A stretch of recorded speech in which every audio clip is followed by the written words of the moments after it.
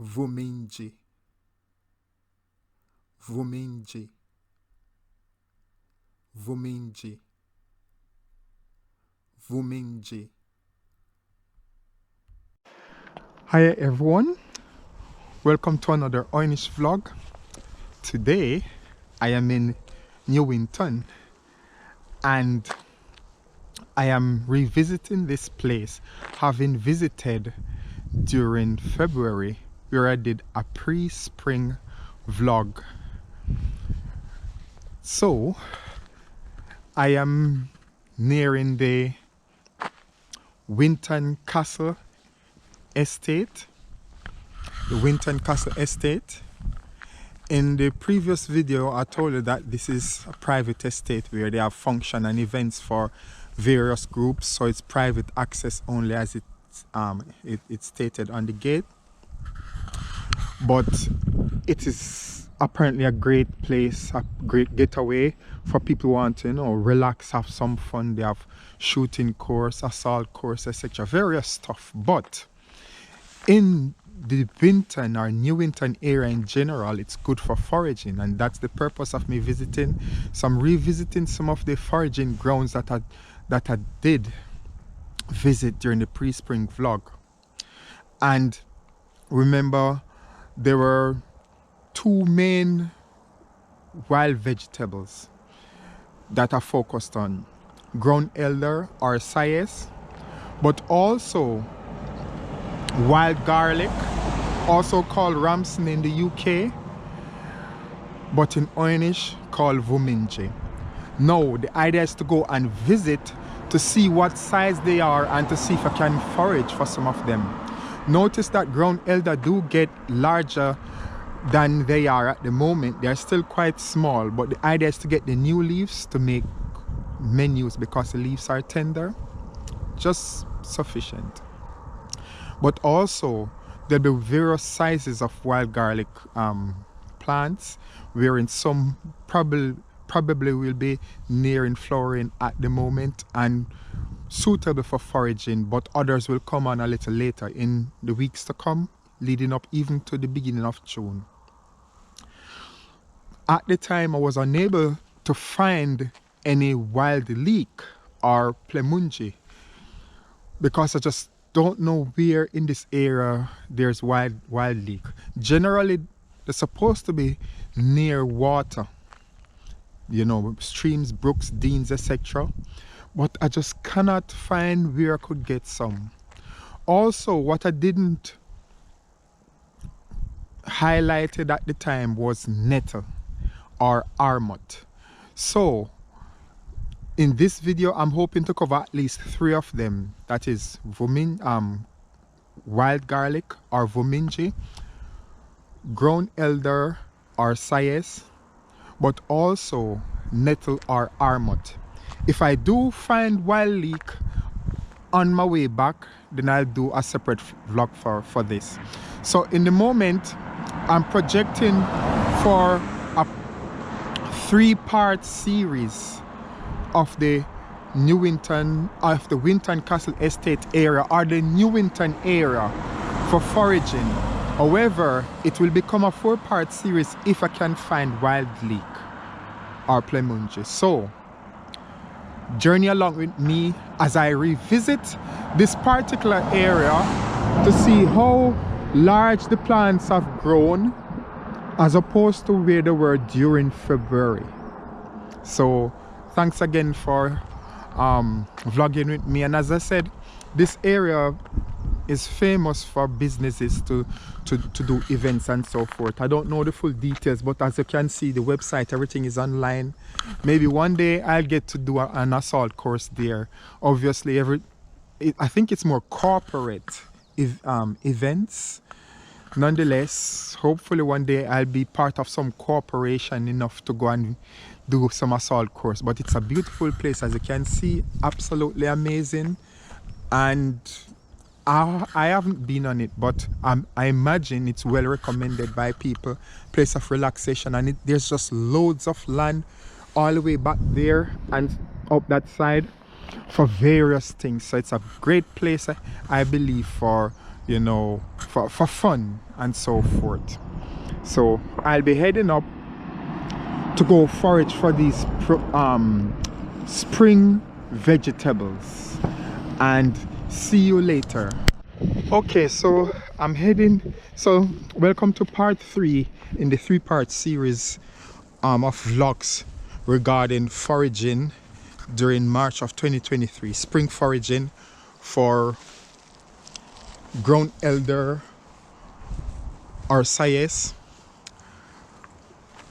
nettle or armut in Oy'Nissh, and finally wild garlic. In the UK they also call it ramson, but in Oy'Nissh it's translated as vuminji. Now I'm in the Winton Estate Castle area in Winton, East Lothian, and I'm going down this path to find the wild garlic. Now, as you can see, even on the ground, you can start to see signs of it. Obviously, I won't be getting these ones here, but I'm going to this area that I visited during February when I did the pre-spring vlog in this area where the wild garlics were. They were a lot smaller then, so I'm wanting to go back to that area to give you an idea as to the size of the plants as opposed to the last time. I think when I went it was mid-February, about mid-February or near in mid-February. Yes, now it's the first week in April, so I'm expecting much growth in them because they are well watered and they're in an environment with good foliage. Yes, but obviously some were larger than others, so chances are there'll be some that would be more suitable to be foraged now than others.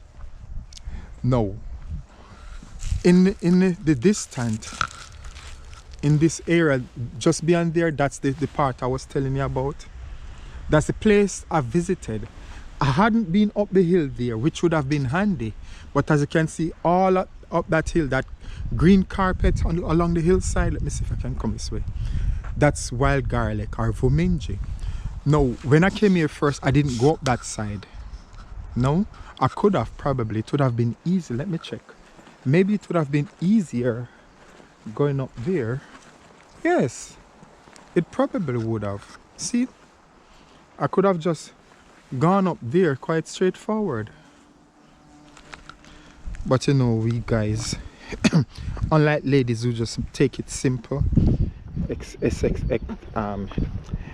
us guys have to make things complicated. So I had to go down there. No, I'm just kidding. I did that specifically the last time because I wanted was to highlight there's a pattern when I notice where wild garlic grows. They tend to be in woodland areas.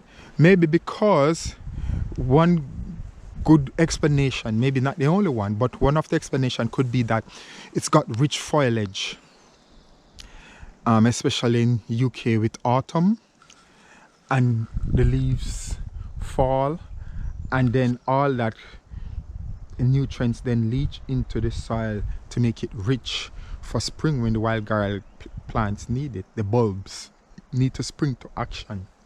But also where there's plenty water, or the soil is good at absorbing the water, which would be soil that have good foliage too, and loads of trees with roots and good structure to keep the soil intact. So my best bet is that's one reason why this area does well with wild garlic, water, tree, good foliage. And thus I went down this side to check for wild garlic, which, as you can see in the distance, all that greenery is the wild garlic. No, I'm not saying that everything is wild garlic, because as you can see here, we've got ground elder. But the focus in this vlog is not about the ground elder, because I've already done the vlog for that in part 1, which is just up the road, literally up the road, and I've done the nettle or armut. So I'm here about the vuminji now, wild garlic.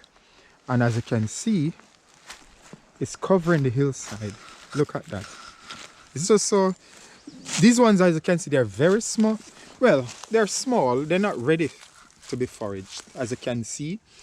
I'm sure by May they'll be nice and big and yummy. Or the end of April going into early May, yes.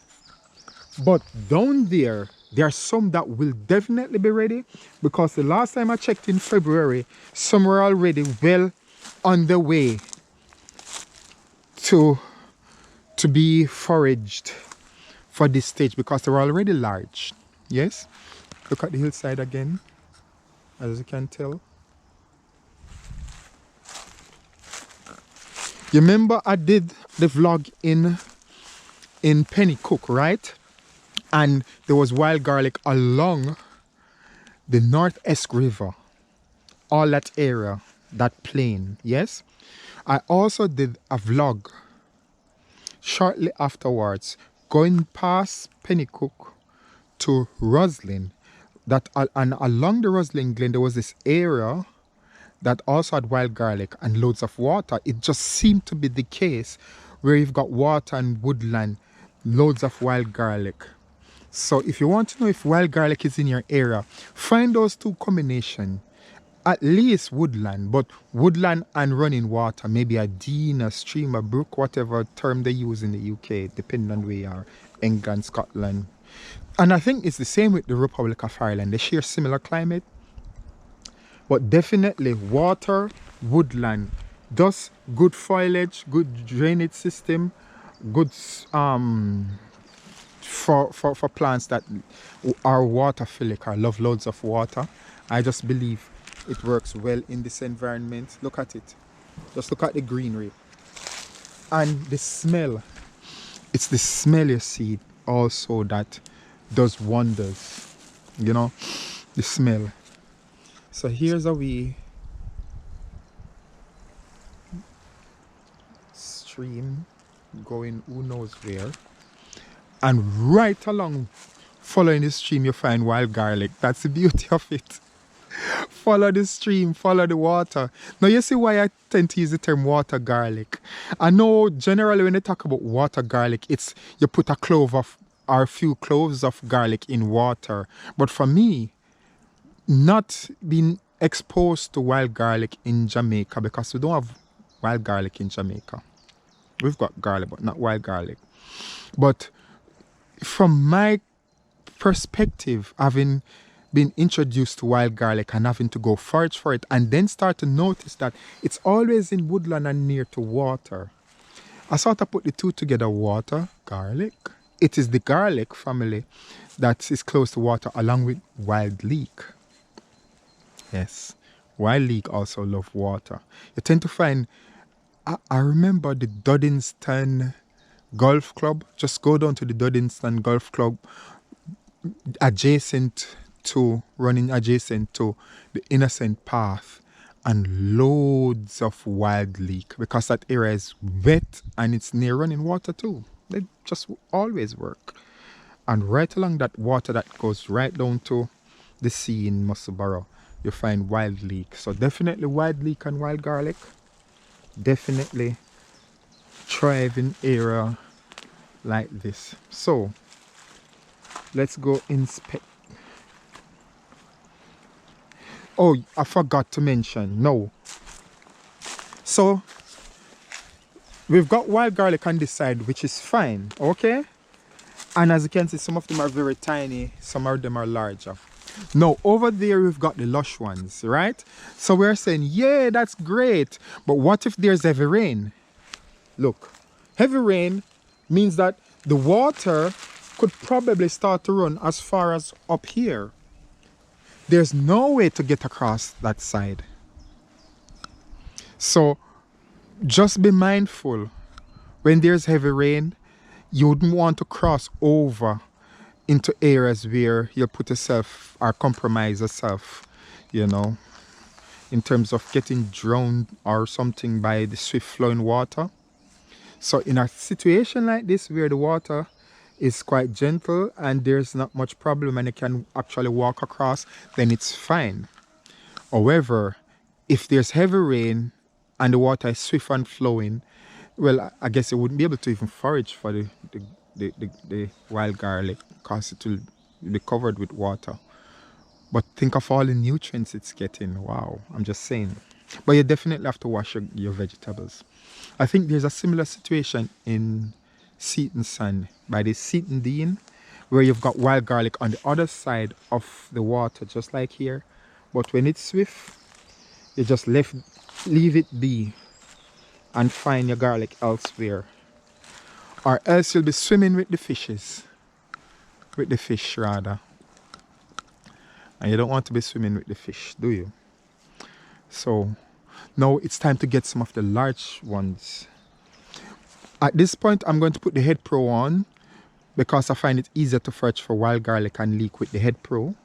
So it's in my hand now. So just give me a minute or two and I'll adjust, and then we'll go now to forage for some of the larger ones over there. Yes, I've got my bag ready to go. See you soon.